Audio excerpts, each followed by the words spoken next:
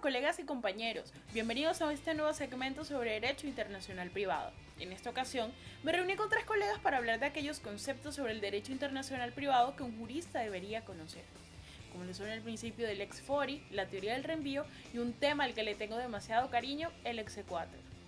Primero quiero hacerle una invitación a mi compañero Jorge Pinilla a hablar sobre ese tema conocido como el principio. Bien, el factor de conexión lex recitiae es una alocución utilizada en el derecho internacional privado que tiene el significado del lugar de donde los bienes estén situados.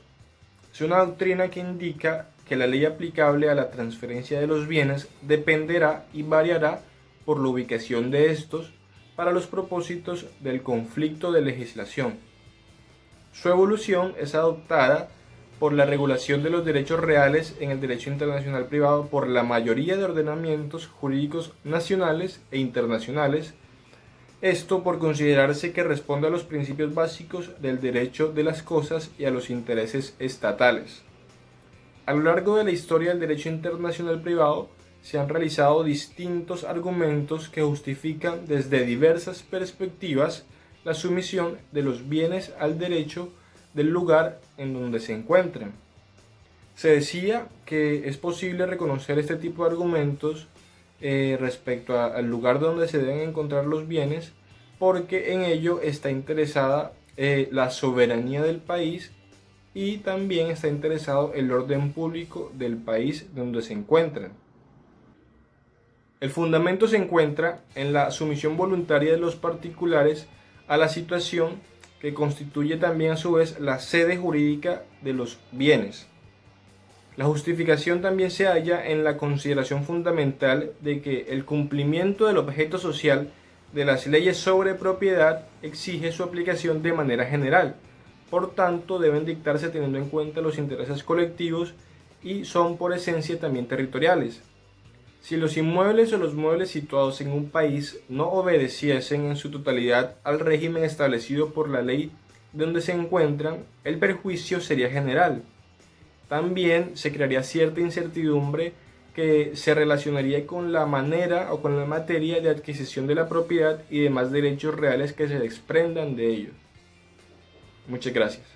Ahora, la invitación es para María Alejandra Arias y Angélica Miranda a que nos cuenten de qué trata la figura del reenvío. El reenvío.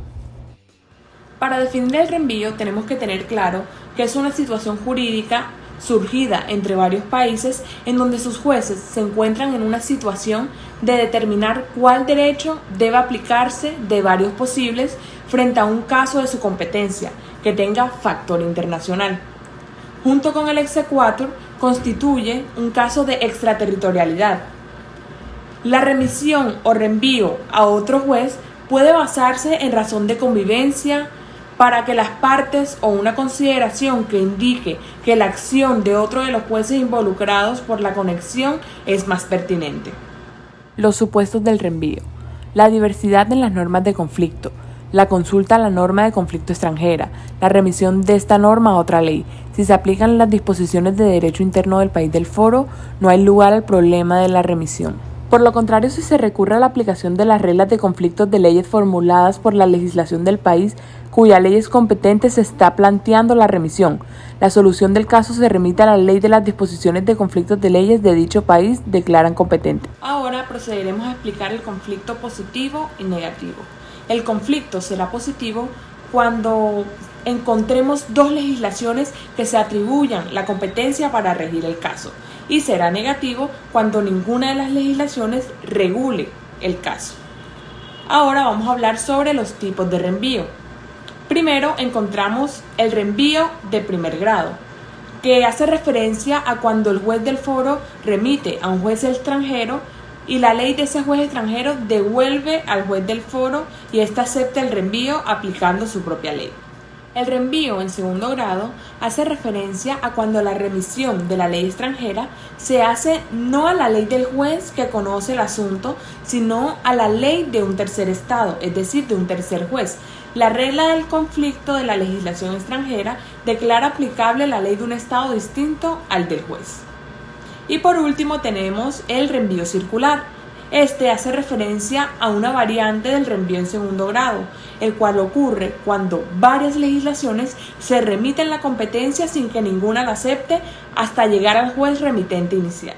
Para explicar el reenvío, de forma general tenemos como ejemplo el siguiente. El estatuto personal de un inglés domiciliado en Francia está regido en virtud de la regla de conflicto francesa, por la ley inglesa, ley de su nacionalidad, y en virtud de la regla de conflicto inglesa. Entonces, para el reenvío, la ley francesa remite a la ley inglesa y esta a su vez a la ley extranjera.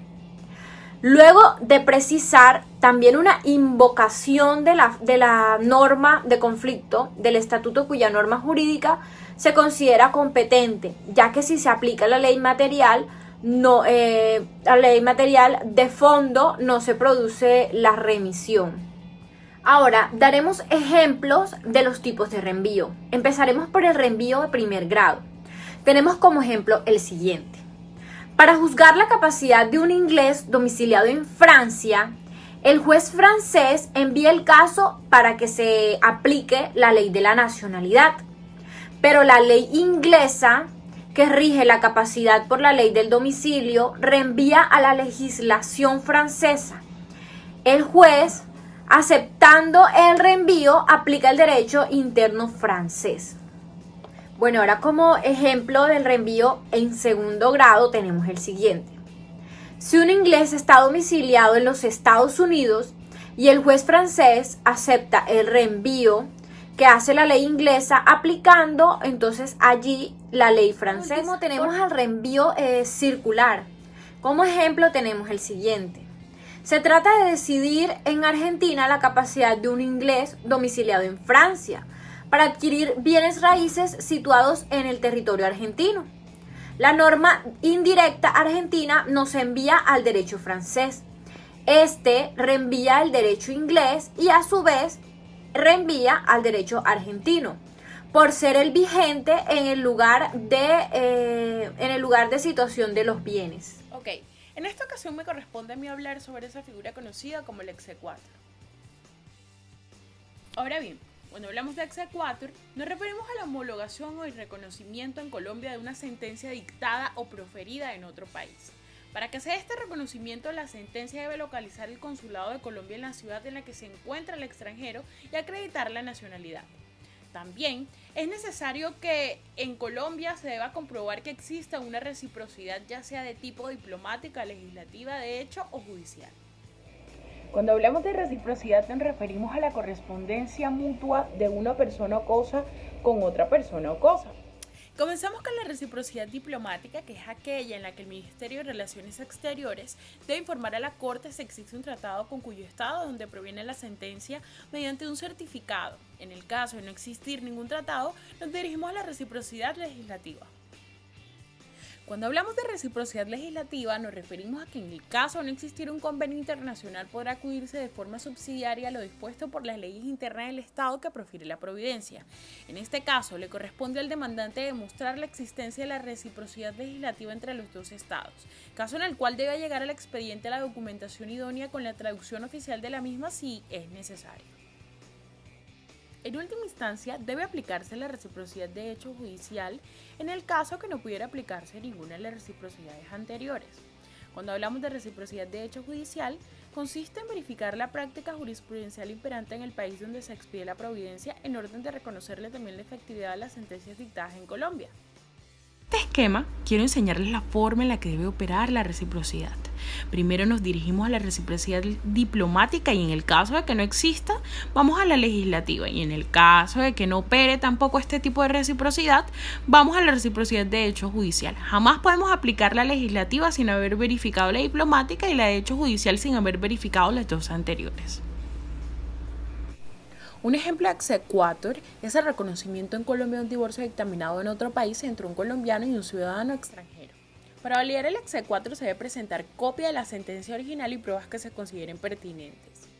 Por último, frente a la pregunta de quién puede solicitar el exequatur, tenemos que toda persona en cuyo favor se dictó la sentencia en un país extranjero y también toda persona a quien la sentencia extranjera le ocasiona un perjuicio o le impide un beneficio que solo la declaración puede hacer cesar. A todos ustedes muchas gracias por acompañarnos una vez más. Los invito a ver en la caja de descripciones las fuentes de nuestra información. Bye.